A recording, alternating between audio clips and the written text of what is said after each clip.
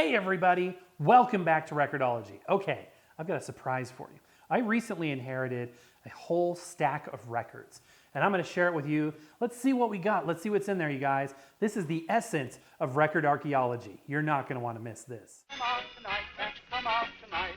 Buffalo gals, can't you come out tonight? Welcome to Record-ology.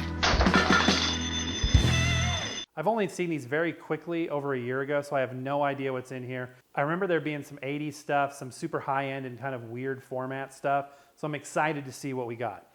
Okay, starting things off, we got a Phil Collins single, looks like. You Can't Hurry Love, and this is assuming it's a 45, on Atlantic Records. Very cool.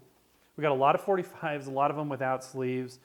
Mary Owens, we've got Hooters, and We Danced. Look at these hairdos. Very 80s. I always like to look at the labels, you guys, because you never know what you're going to find. Columbia. I was with the Columbia lately. We've been finding a lot of Columbia. Some empty sleeves. Elton John. Kiki D. Oh, this is cool. The Rocket Record Company. That is cool.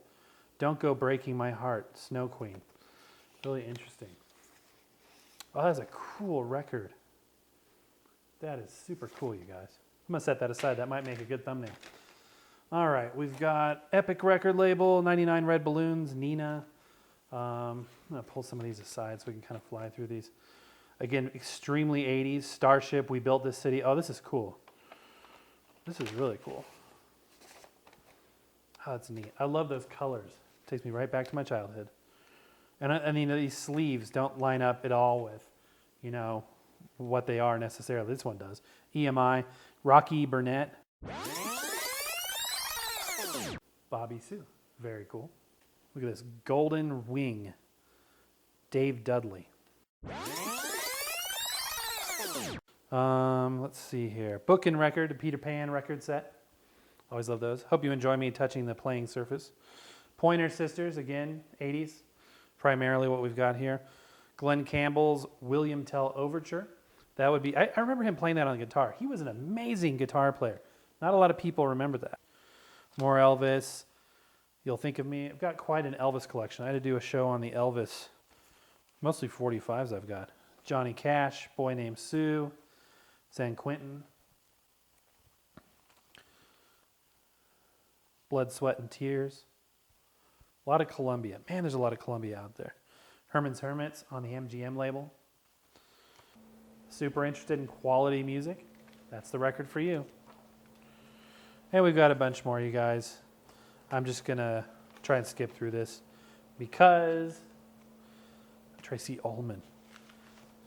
You guys don't want to see every one of these up close. 45, okay, that's weird. A 45 RPM, 7-inch record with a small sprocket. That's weird. It's a gatefold record with all kinds of pictures and stuff. Very 70s at this point. Sound good. Oh, Soundgarde. I said Sounds Good, 1979. Soundgarde. Yeah. I'm not sure what Soundgarde is. I know what Groove Guard is. It was like the lip, like a raised lip and a raised center on records to protect the playing surface when they were stacked. But I'm not sure what sound. Maybe it's a cleaner, or maybe that was the last time they ran it through or had it cleaned by a certain cleaning product. I'm not sure. All right, Beach Boys in concert. Oops. All right, we got Madonna Angel. Not exactly an angel, but this is cool. It's a 2-cut, a 2-song, 45 RPM, 12-inch record, which is really cool. And we've reviewed another Madonna record like that. That's super neat. All right, we got Berlin. Very odd. And I'm not sure what format this is exactly. Looks like a 45 RPM, 12-inch. Those are called maxi singles. They're actually kind of popular. They were new to me when I did my first review of one last year, but I have since learned that they were kind of the thing. Now, why would you want a 12-inch, 45 RPM record single versus a 7-inch single? From a technical standpoint, When you have tighter concentric rings, there's going to be greater outer groove distortion versus a 12-inch record, which has a straighter groove and therefore will give you better sound in theory and in practice. Plus, they're kind of cool. This is an interesting record. Look at this. It's Rolling Stones, but what the heck? Like these faces, you can slide the inner sleeve in and the faces line up with different hairdos and stuff. Oh, that's really weird.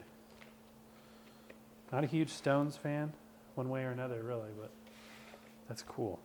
That's just kind of neat. I like stuff that's unique like that. I mean, that's not something you see every day. Okay, hello. And we got bras on the back.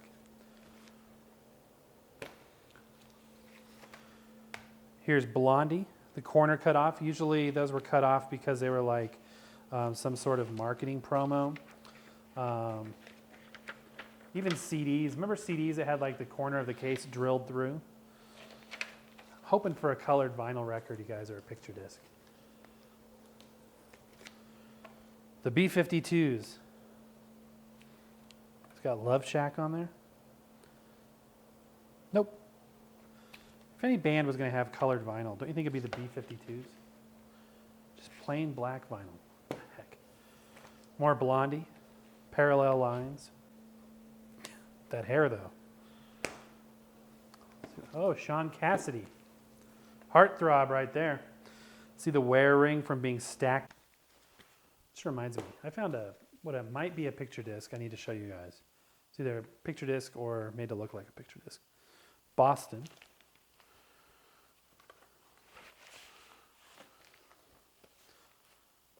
Soundgarden. March 4th, 1979. Men at Work. This would be cool if this is like a bright yellow record. It's not, it's black. John Denver. His real name was like John Dinkeldorf. Seriously, I think it was something like that. Oh, that's kind of creepy.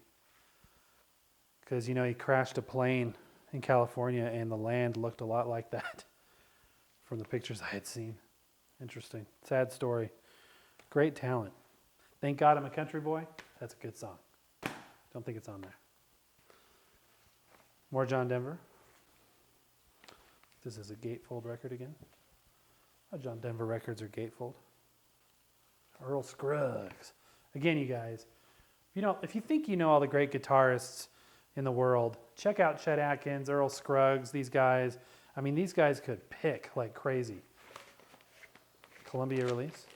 Oh, this is different. Dean Martin. This is more up my alley. Very cool.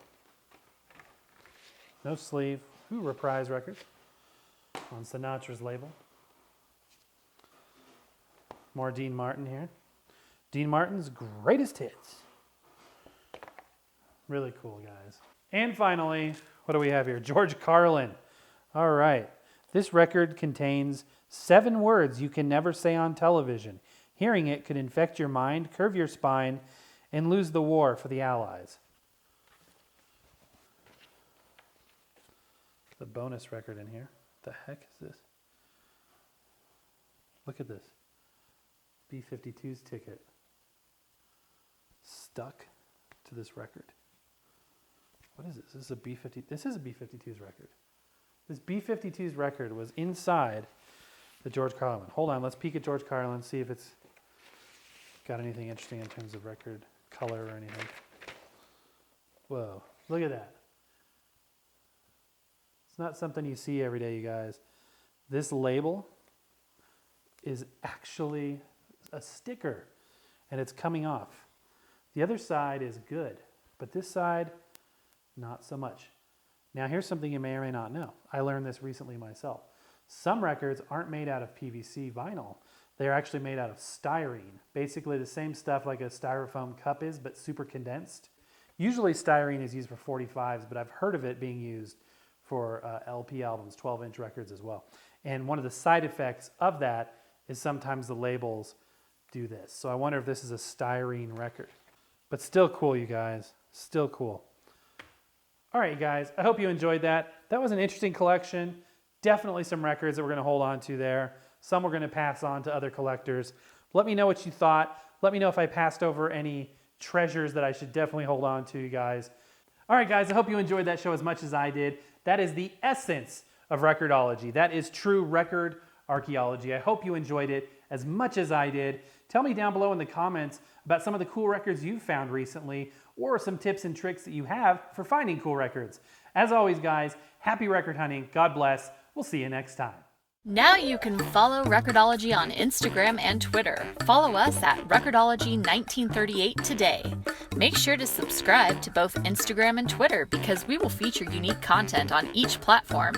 Happy record hunting now on YouTube, Instagram, and Twitter. I'm not very good at this.